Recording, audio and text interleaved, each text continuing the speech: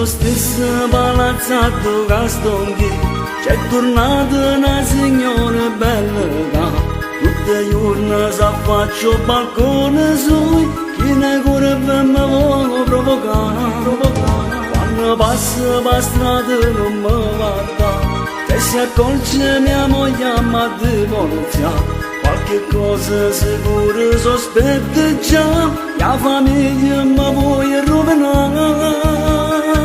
Ho saputo è divorziata, ci sta a provare, non tiene niente da perdere e mi vuole rovinare. La signora rinvietta, sotto mese che non ti cuore me più, non capisce sono sposata e già. Se mia moglie se ne accorge sta, che questa storia male va a finire e non può capire. Questa storia continua tutti i giorni al balcone, per casa per l'ora quando va a fumare.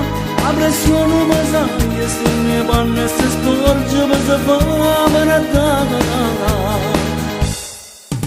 Per favore signora moglie fermi, non sono divorziata come sei tu, non nascondo che piacesse pure a me, una volta fa amore con te.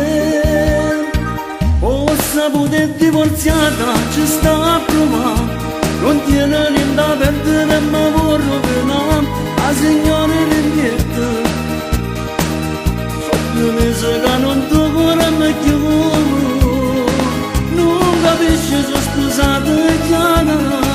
Se mia moglie se ne accorge sta, che questa storia male va a finire e non può capire.